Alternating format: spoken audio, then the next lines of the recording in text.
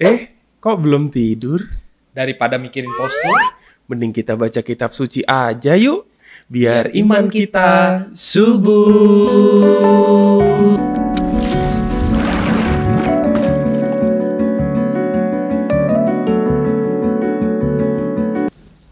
Bapak Ibu dan saudara-saudari sekalian, kembali lagi dalam acara 10 menit sebelum tidur. Marilah kita dengarkan bacaan Injil untuk esok hari, peringatan wajib Santa Clara. Bacaan Injil diambil dari Injil Matius, bab 18 ayat 1 sampai 5, dilanjutkan ayat 10, dilanjutkan ayat 12 sampai dengan 14. Sekali peristiwa datanglah murid-murid dan bertanya kepada Yesus, "Siapakah yang terbesar dalam kerajaan surga?" Maka Yesus memanggil seorang anak kecil dan menempatkannya di tengah-tengah mereka, lalu berkata, "Aku berkata kepadamu, sungguh jika kalian tidak bertobat dan menjadi seperti anak kecil ini, kalian tidak akan masuk ke dalam kerajaan surga. Sedangkan barang siapa merendahkan diri dan menjadi seperti anak kecil ini, dialah yang terbesar dalam kerajaan surga. Dan barang siapa yang menyambut seorang anak kecil seperti ini di dalam namaku, ia menyambut aku."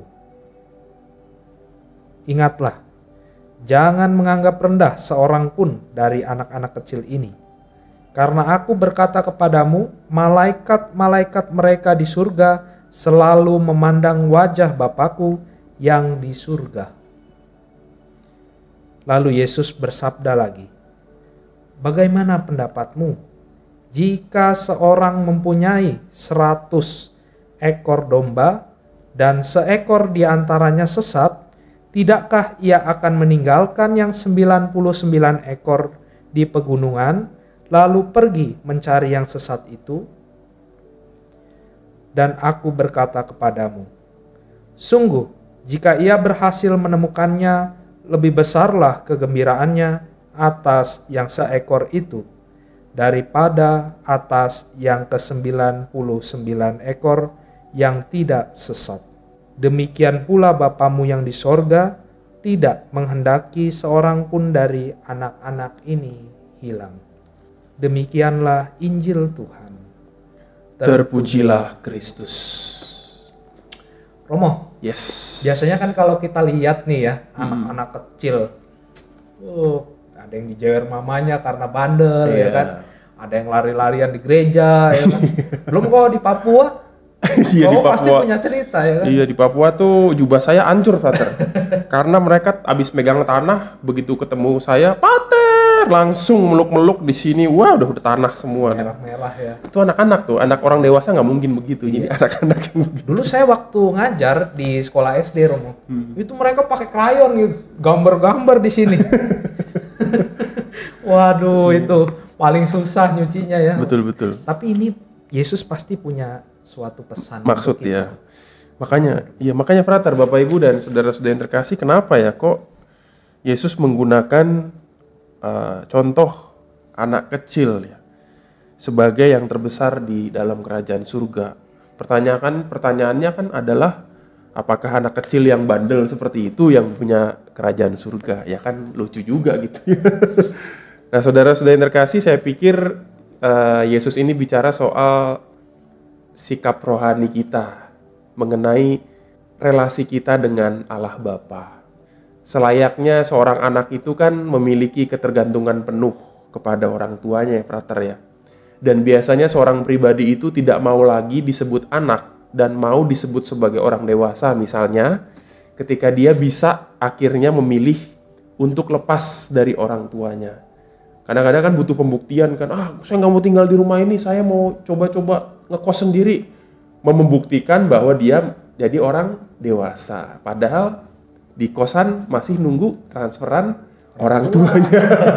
Pertanyaannya kan adalah, ini orang beneran dewasa apa masih anak-anak gitu kan, masih tergantung sama orang tuanya.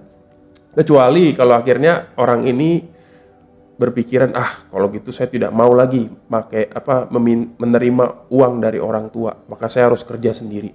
mau menunjukkan bahwa dia tidak lagi seorang anak, tetapi sebagai seorang pribadi dewasa. Maka sebetulnya ini menunjukkan relasi antara orang tua dan anak. Nah, kalau Yesus mengatakan seperti anak kecil, itu berarti kita orang yang terbesar di kerajaan surga adalah mereka yang sungguh bersikap seperti anak yang punya relasi ketergantungan kepada Allah Bapa. Maksudnya adalah kita tidak lagi berusaha membuktikan bahwa saya bisa lepas dari Allah. Suka mau-maunya sendiri. Allah bilang kamu suruh jadi orang baik. Ngapain? Saya mau membuktikan bahwa saya bisa. Akhirnya bikin yang aneh-aneh, ya kan? Bikin tindakan-tindakan yang tidak terpuji misalnya. Atau bikin ngetes ya. Kalau misalnya Allah Bapa itu Maha Kuasa, kalau saya berbuat seperti ini yang tidak berkenan, apakah dia menghukum saya? Nah, kan yang mulai ngetes nih. Nantangin ya kan.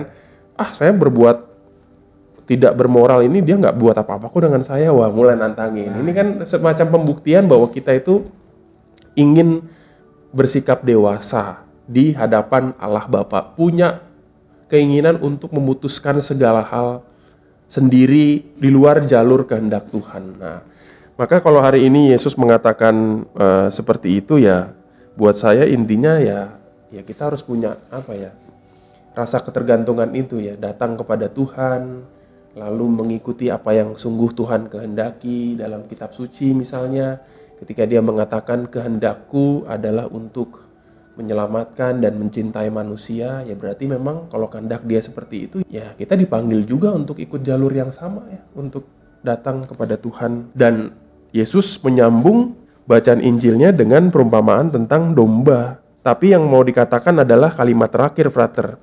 Demikian pula Bapamu yang di surga tidak menghendaki seorang pun dari anak-anak ini hilang. Itu artinya meskipun kadang-kadang di tengah jalan kehidupan kita merasa pengen jalan sendiri di luar penyertaan Tuhan. Kita pengen bikin jalur hidup sendiri di luar rencana Tuhan. Tapi sebetulnya Tuhan itu melihat kita dan dia tidak mau supaya kita keluar jalur. Dia tidak mau supaya kita itu hilang. Dan dia selalu membuka pintu, menunggu saat-saat di mana kita, anak-anak yang sering hilang ini, itu kembali.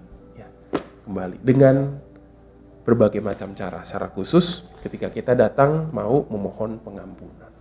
Begitu, Bapak, Ibu, dan saudara sekalian, juga Romo, saya yakin dan percaya bahwa Tuhan tidak pernah menyesatkan kita.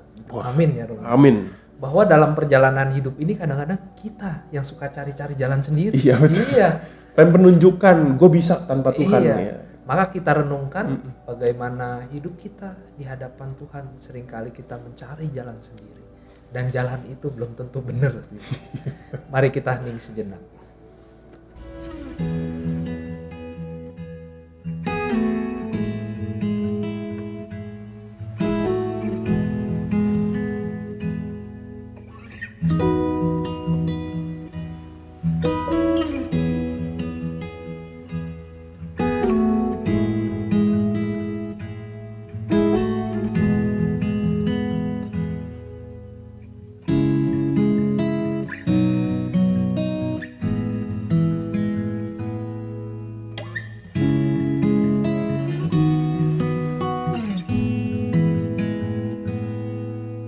Bapak, Ibu, dan saudara-saudari yang terkasih, marilah kita menutup hari kita pada malam hari ini dengan berdoa tobat.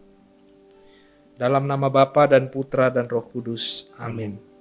Allah yang Maha Rahim, aku menyesal atas dosa-dosaku.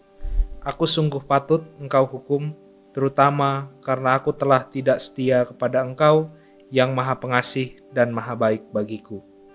Aku benci akan segala dosaku, dan berjanji dengan pertolongan rahmat-Mu hendak memperbaiki hidupku dan tidak akan berbuat dosa lagi. Allah yang Maha Murah, ampunilah aku orang berdosa. Tuhan sertamu dan sertamu juga. Semoga kita sekalian dan istirahat kita malam hari ini dilindungi oleh berkat Allah yang Maha Kuasa, Bapa dan Putra dan Roh Kudus. Amin. Selamat tidur. Selamat istirahat.